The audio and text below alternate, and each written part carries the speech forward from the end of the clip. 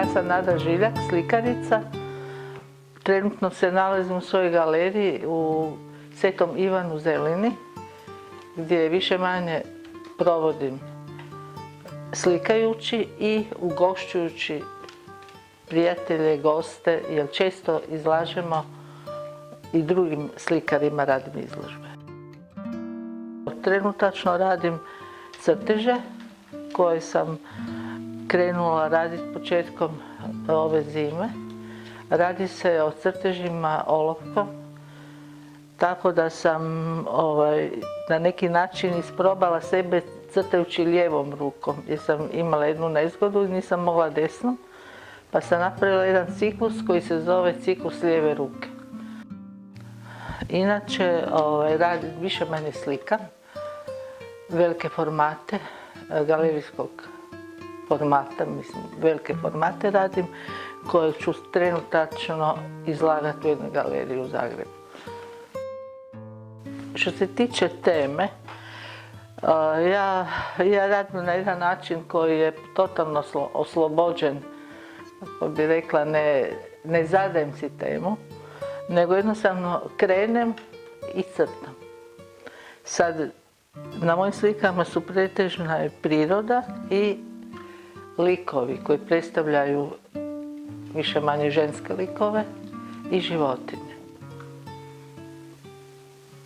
Puno crteža sam napravila, jer sam bila prisiljena sjediti, nisam mogla se puno kretati, tako da što se tiče broja, negdje oko 80 crteža sam napravila s lijevom rukom. Znate što sam shvatila? Da u stvari čak mi je zanimljivije crtati lijevom rukom i ljepše crtam lijevom rukom. Jer svaki potez je drugi osjećaj. Desna ruka je izigrana već, a lijeva ruka nije. Tako da daje jedan mali otpor koji je dobro došao kod crtanja. Pa mogu nešto reći da sam pročitala jednu sjajnu knjigu od Lorenza Darela, Aleksandrijski kvartet, u kojem jedan lik, slikarica Klea, slučajno jednom nezgodom izgubi ruku i morala je biti prisiljena crtati umjetnom rukom. I tad je shvatila da je njezino slikarstvo tek počelo, da je ona otkrila potpuno sebe drugačije nego što je bila. Slike su je bile sjajne i to me na neki način utješilo, iako nisam patila, mislim, zbog toga što sam crtala lijevom rukom, dapače, ali mislim da je uvijek otvaraju se neka nova vrata kod nekih situacija.